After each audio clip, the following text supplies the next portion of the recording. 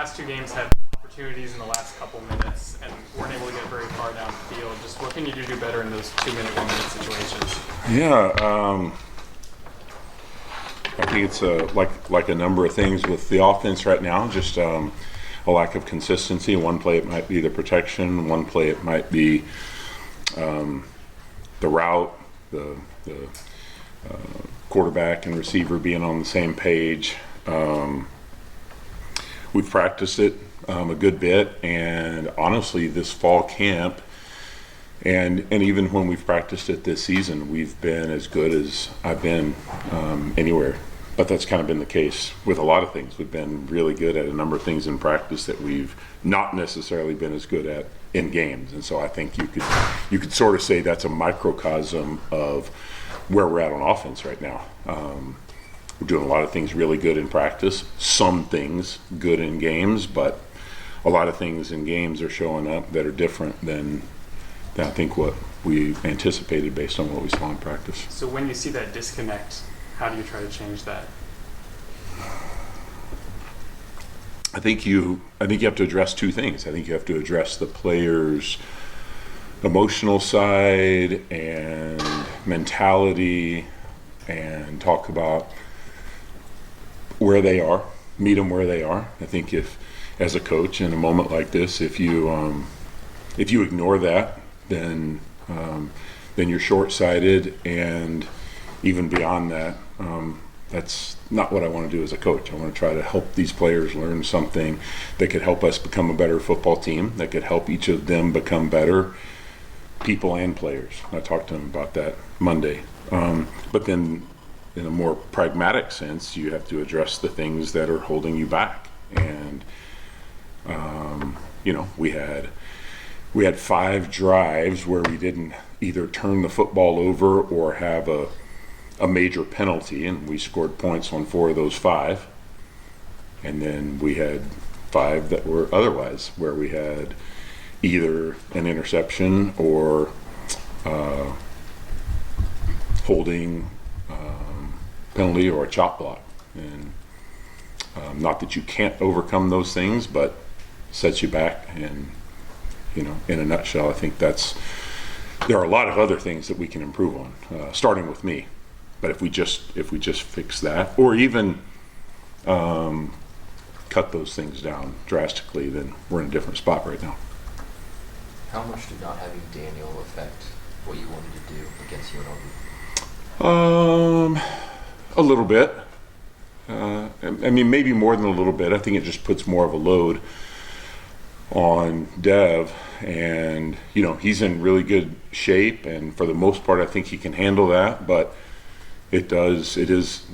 I've felt like for years it might be the most physical position in the sport, and so when you take those blows over and over and over, not to mention what you're doing in pass protection, it does take a toll on you in the fourth quarter.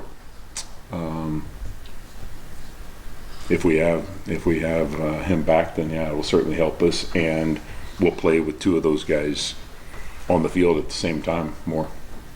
Jeff, when you look at West Virginia, what do you see from him on film?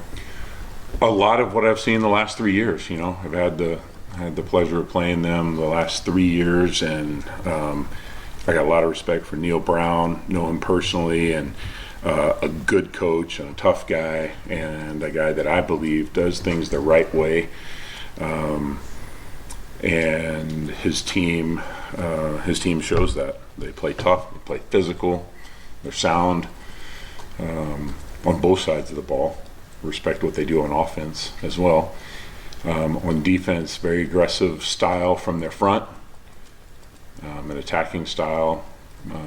Guys blitz, and they're trying to hit that gap 100 miles per hour and run through your face. And guys up front on the move, big guys that can all move on the line of scrimmage, and then multiple coverage system, mainly zone, but different types of zone in the back end, and they do a good job. They had trouble containing Pitt's quarterback last week. Is that something Jaylen could expose? I hope so. On the topic of Jaylen, on Friday night, Lance talked about you and Coach Z and Jaylen sitting down to find some more stuff that is comfortable for Jaylen? Just what do those conversations look like, and how have those kind of taken place? Yeah, we've done that. We've done all that, but you know, anytime something isn't working or working as well as you'd like for it to, then you got to address it at a deeper level. And you know, it's easy to try to say this is what we're doing, and some guys would maybe put their foot down and say you just got to do this better. And I don't believe that's the way to go, especially when you have a guy like Jaylen that's unique talent. And so I think it's just being totally honest, both of us being totally honest about what we're comfortable with, and just continuing those conversations more and more and digging a little bit deeper into them. I know that West Virginia's thinking about using some different players at cornerback and whatnot that they haven't put in before. When something like that's on the horizon, how do you kind of prepare for that, especially if they don't have a lot of tape on those guys? Yeah, I think they're going to play how they play. You know, I mean, I think their style is going to be their style, and that's been consistent since they've been there. Whether there's a new player in that position or not, and whether you've had a lot of film on him or not, I think you can imagine you're going to get a similar style of play. What you find out when you get into the game sometimes is what you might choose to run against a particular guy. And if you don't have film on him, then, like I said, sometimes you find that out in the game. Jaylen was asked this on Friday after the game, if there's any sort of common denominator or theme between the interceptions he's thrown. Are you seeing anything? What did he say? He said they're all different throws, different plays, different mistakes.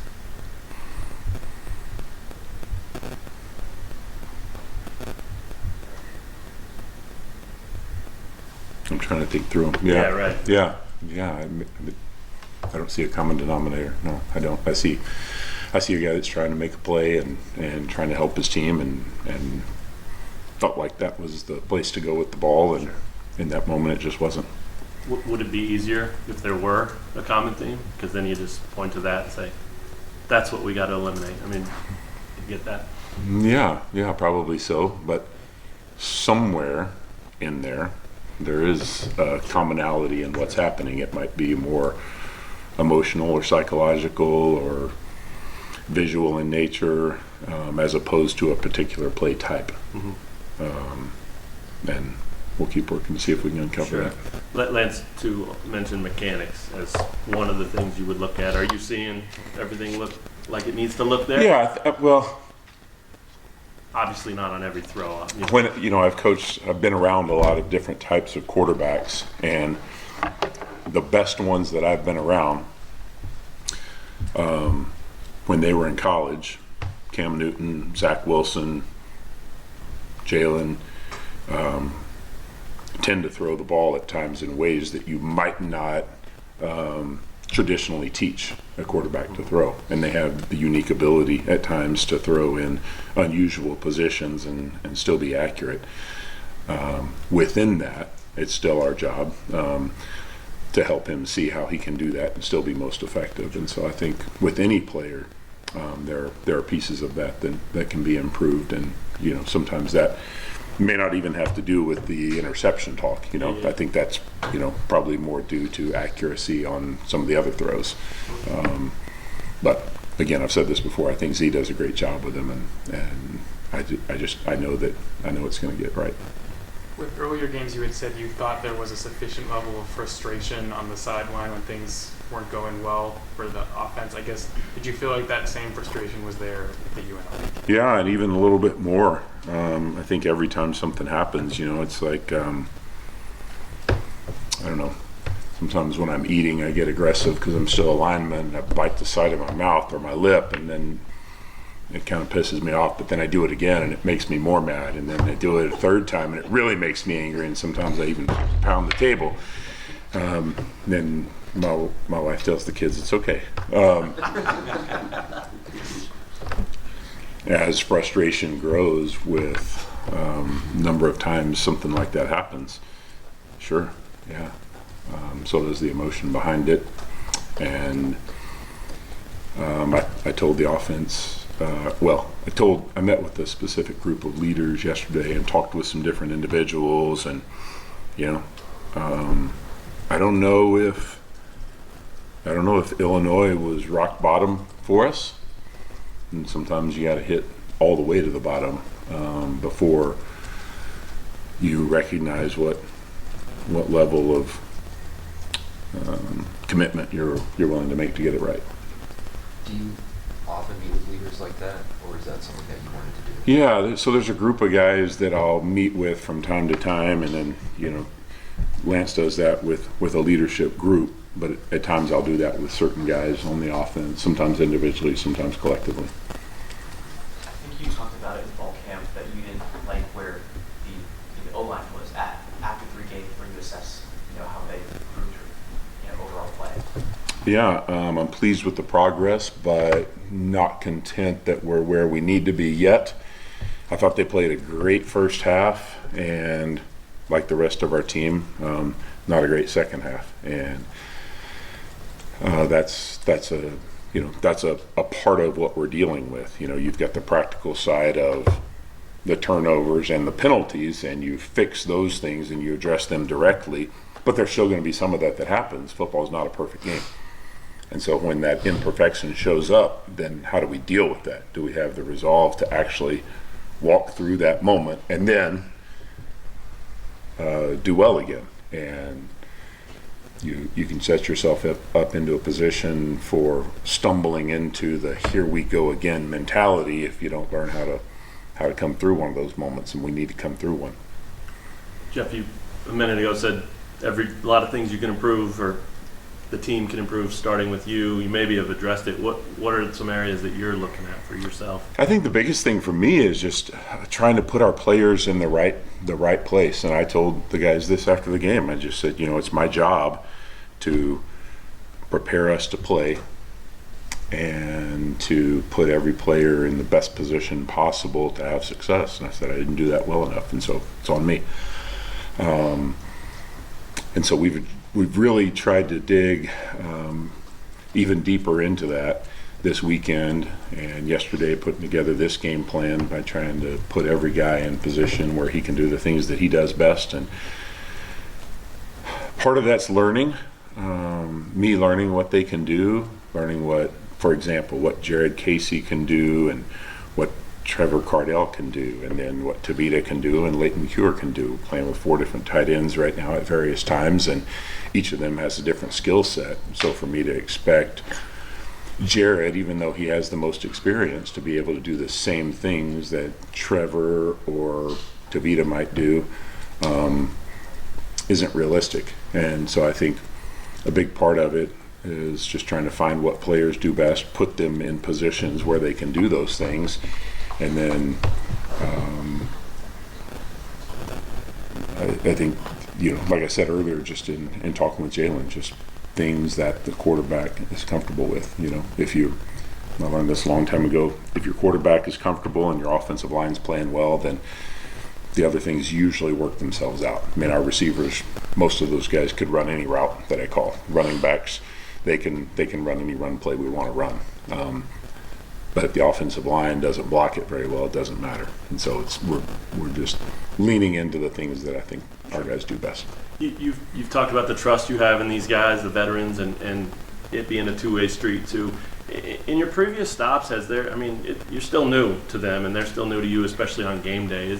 Is there a timeline or a period that sometimes it just takes to go through to fully get that comfort and kind of have things click in the way they need to click? Is that part of it? Yeah, I think there is. I mean, my other two were so different than this one. Sure. The other two, I walked into situations where the offense had not done well at all, Right. and they were looking for something new and different. And this one obviously is different than that. But I do feel like there's a trust, and I do feel like the players are with us and willing to do what we ask them to. And I wouldn't say that if I didn't just walk off the field and have what I thought was our best Tuesday practice from an offense, and we probably challenged them more than we I know we did, both mentally and physically challenged them more than we have. And so that tells me that their minds are in the right place. How is the arrangement with you on the field and Z in the box gone so far, and do you plan to continue that? Yeah, we've talked about it, and I think we may make that switch. We haven't made that decision for sure, but we've talked about it. We talked about it even prior to the last game. I mean, we've talked about it a number of times just because that can go either direction. I'm comfortable either place. Z's comfortable either place.